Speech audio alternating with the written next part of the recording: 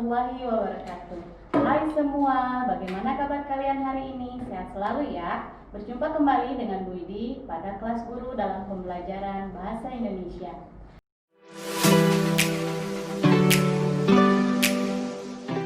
Pada perjumpaan sebelumnya, kita sudah membahas mengenai pengertian, ciri-ciri, dan tujuan dari teks prosedur.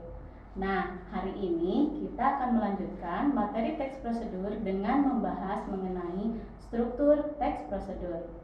Struktur teks prosedur terdiri dari 4 bagian. Yang pertama yaitu bagian tujuan. Pada bagian tujuan ini merupakan pengantar mengenai apa yang akan dibahas dalam teks prosedur tersebut.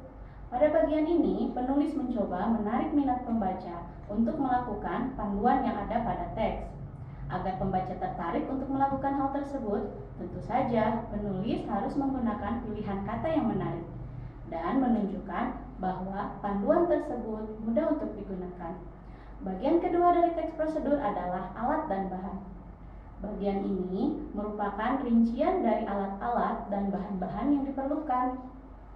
Untuk melakukan teks prosedur atau panduan tersebut, alat dan bahan haruslah disajikan secara rinci dengan jumlah atau takaran yang akurat agar hasilnya sesuai dengan yang diharapkan. Bagian ketiga dari struktur teks prosedur adalah langkah-langkah. Bagian ini merupakan inti dari teks prosedur, yakni berisi mengenai tahapan-tahapan kegiatan atau urutan kronologis dari proses pembuatan, proses penggunaan, atau proses melakukan sesuatu hal. Langkah-langkah haruslah disajikan secara berurutan dan rinci agar tidak membingungkan pembaca saat mempraktikannya. Nah, bagian terakhir dari struktur teks prosedur adalah penutup atau simpulan. Bagian ini ditulis dengan cara menunjuk kembali pada hal-hal pokok yang disebutkan pada bagian tujuan. Bedanya, pada bagian simpulan ini disajikan dengan kata lain atau ucapan yang dapat memotivasi pembaca untuk melakukan prosedur tersebut. Agar lebih paham mengenai teks prosedur, mari perhatikan contoh berikut ini. Mari kita bahas rincian struktur dari teks prosedur tersebut. Pertama, inilah yang dimaksud dengan bagian tujuan. Nah, kalau yang ini merupakan bagian alat dan bahan.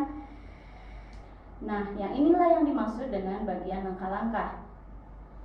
Terakhir, selanjutnya inilah yang dimaksud dengan bagian simpulan.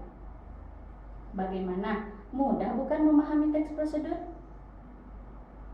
Kini kalian semakin paham mengenai apa itu teks prosedur, bukan?